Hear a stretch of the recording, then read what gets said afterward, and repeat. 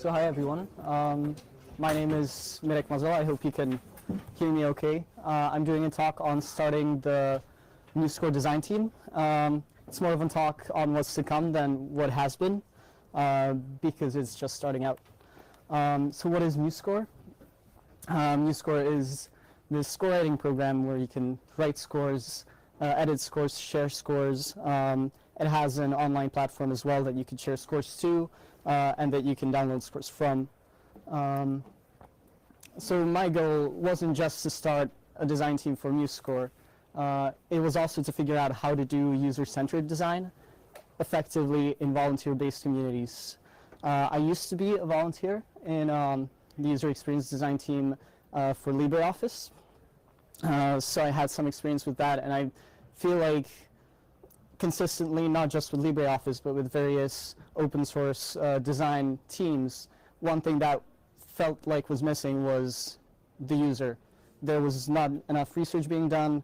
There often wasn't a solid basis for some decisions being made. A lot of designers were making decisions based on their own experience without doing research, and I haven't really seen user research being done on a larger basis in open source projects. I'm also working part-time as a user experience designer. I'm studying some subjects in human-computer interaction, so I was coming from that as well. And this is a book that I was basing a lot of the processes that I tried to incorporate and that I'm going to try to incorporate into the design team. It's Designing for the Digital Age. It was written by Kim Goodwin, who used to be vice president at Cooper. Cooper is one of the largest and most famous design consultancies. And it's a really huge book, and it's very detailed, and it goes through the entire process of user experience design, user-centered user experience design. So when I say user-centered design, what do I mean? Well, Wikipedia defines it as a framework of processes in which the needs, wants, and limitations of end users are given extensive attention at each stage. That means that you do research at the beginning, then that research, you usually have personas, which are, you take the data from that research and make fictional people, fictional characters that exemplify the patterns that you found in that research that you did. And then once you start designing, you test, you keep testing, you validate hypotheses, you make sure that what you're making is being actually useful to the people that you're making it for, and you keep the personas in mind throughout the whole process. Why is this important? Well, it lets everyone understand the needs, the workflows, and the mental models of the people involved in the in whatever you're designing. So that basically makes you able to understand what different kinds of people are using your software. It's not just you, it's not just your surroundings. It makes you aware of who all is using your software. And it also gives you a better perspective on what the needs are. You're not just copying competition. It gets the whole team thinking about the target users. It makes it clear who the target users are and aren't. You know who you're designing for. There's a concept called the elastic user, which is basically, sometimes you hear arguments from developers, oh, we need, I don't know, we definitely need a wizard for this because it's just too hard. But then at other times, oh, it's fine, you know, they'll figure it out because they're clever and then they can look through documentation, right? And so you have these opposing views on who the user is, and it's the same user, and you're designing, you know, you have a very schizophrenic interface if you're designing that way. The personas help you keep grounded on who the actual users are going to be and what their needs are. And it resolves arguments. So if you have data to back up your arguments, then it's much easier to resolve them. I'm not sure what I did there, sorry.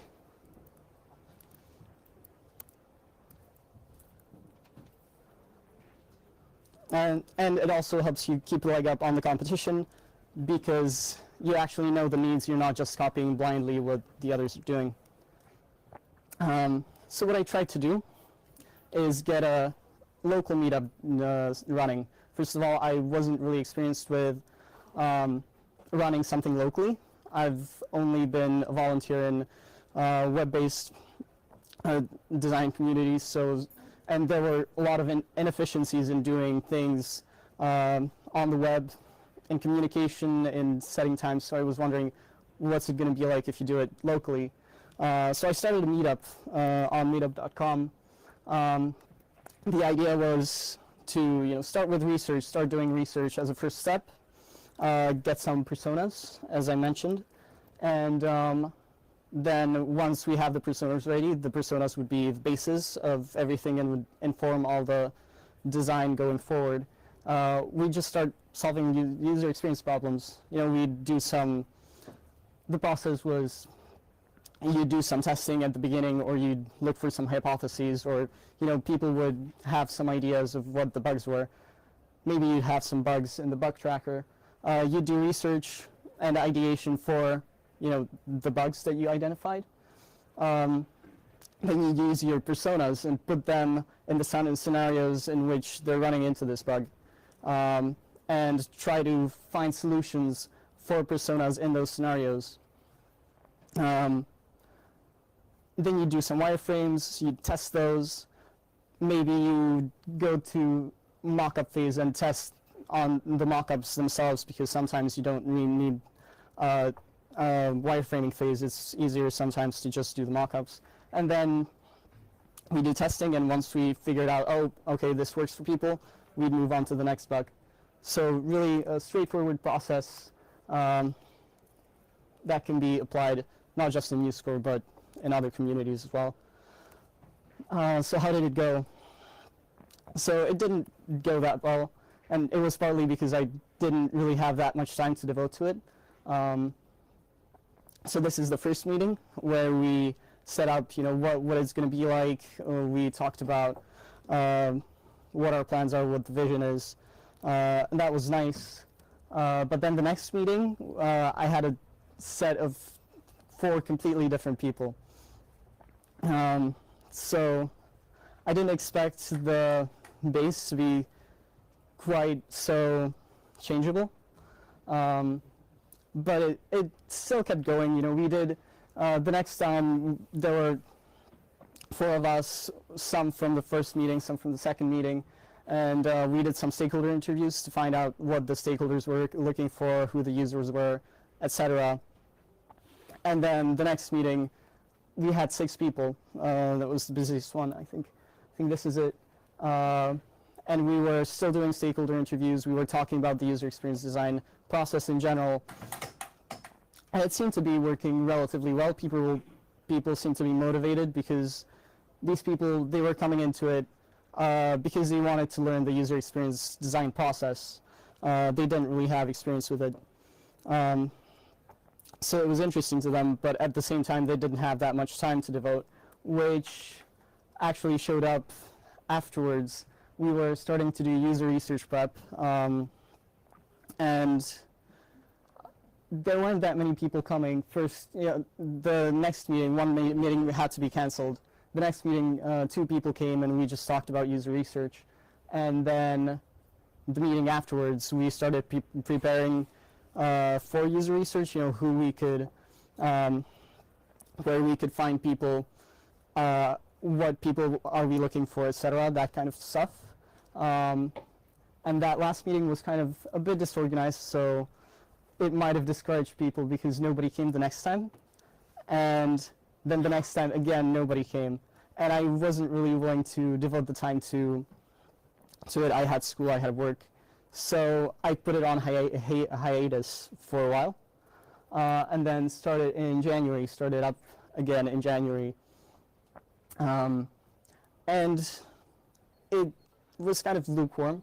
It started out a bit slow, but at the same time we were able to have a meetup. We did do 3 interviews in January. There were some problems with the interviews, so that makes me actually inspired to do more work in terms of teaching people how to do user interviews, putting more effort into resources. Because the interviews that we had were more marketing driven and more focused on the current software rather than the users. So that's where we are now. The lessons learned. Well, I learned that people really need resources and that there's a shortage of quickly digestible resources for people to use and people to get involved right away. If I show people designing for the digital age, it's such a huge, complex book that it discourages them from contributing. So what I'd like to do now is put more time and effort into the resources that there are and trying to find resources. So if you have any tips, let me know. So another thing, volunteers come and go. I can't count on the same people to keep contributing. I have to be prepared for new people coming in and how to integrate them as fast as possible. Maybe some easy hacks would be good to get people integrated. People's time is precious, so you really need to also focus on motivation and keeping them feeling like their time is being used as well as possible. And the people that are coming are generally inexperienced, so you really do need to teach them how to do user experience design. These people that were coming to the meetups were also not experienced in music theories, so that's also something to keep in mind. When you're working with a local group, you're less likely to find, if you have specialized software, people who are interested in that specialized software. So that's where online communities really have the upper hand because it's easier to find people. So going forward, I'm going to be gathering resources, making more resources. I'm going to be trying to build a stronger community. Something that I was missing was another person to help me keep the things going because I really was running out of time. I didn't really have the time to devote to this. And it would be helpful to have someone else. So if there's anyone here who'd like to get involved, let me know. Especially if you're more experienced, but even if you're not, there's lots of stuff to do. And I'd like to actually do a mix of offline and online communities because both are useful. I'd like to define the roles better, something that, as I've mentioned, I don't really see user research being done often, and researchers can actually have a different set of skills than your standard interaction designer, and that's something that you could use different people for, right? If somebody isn't comfortable making wireframes, isn't comfortable going through layout and graphic theory. They can do this, they can ask questions, they can gather data, they can make personas. That's a completely different, and I think in the open source world, relatively unexplored role that we could have. Also, research participants. You don't have to know anything, you can just participate in interviews. And we absolutely need those people, so if you have no skills and can talk, then you're perfect for open source volunteering. And there's different stuff. Visual designers, of course, field experts, people who know the domain, interaction designers, motion designers as well. And I'd like to iterate on the process a bit more. I mentioned the process before. Now I'm also thinking about doing Lean UX. So in Lean UX, instead of doing research up front and then making personas from that, you do proto-personas based on your assumptions of who the users are going to be, and then you validate them. Then you basically grow them into full-blown personas. So you start with the fictional characters, but over time, they get validated through actual research. The benefit of that is we could start working on the bugs right away with an idea of who the users are, and then we'll refine the personas over time. And I want to aim for replicability because I'd really like other open source communities to also focus more on user research. And if that's something that you'd like to do in your community, we could connect up and find ways to incorporate user research and testing, basically user-centered design into an existing design team or into a new design team if you'd like to start one. So let me know your thoughts. This is my email address. And I'd like to take comments, questions, thoughts right now, if you have any. Thank you for talking. I have a question. You mentioned that you are looking for a mix of offline and online community. Why? Do you think it's not possible to do the same in only online distributed way, like more? Right. So yeah. Okay. So the question was why a mix of offline and online communities. I think the advantage of offline communities can be, well, you have stronger bonds. It's easier to coordinate. And it's also easier if you're going to be conducting user interviews, then ideally you'd have two people at user interviews, one to take notes, one to ask questions, so that each person can focus a bit and the person taking notes can fill in if the other person doesn't know what to ask. And that's always easier to coordinate locally. So, yeah. Do you believe it can be also done online only? Oh yeah. I think online only has some certain advantages of its own. It's easier to find volunteers. The volunteers tend to be more motivated because they're coming online. They may be associated with the software itself, so there are definite advantages to doing it online as well. And you can still do local interviews, but generally alone. So yeah. So, Prague. This was in Prague, Czech Republic. Yeah.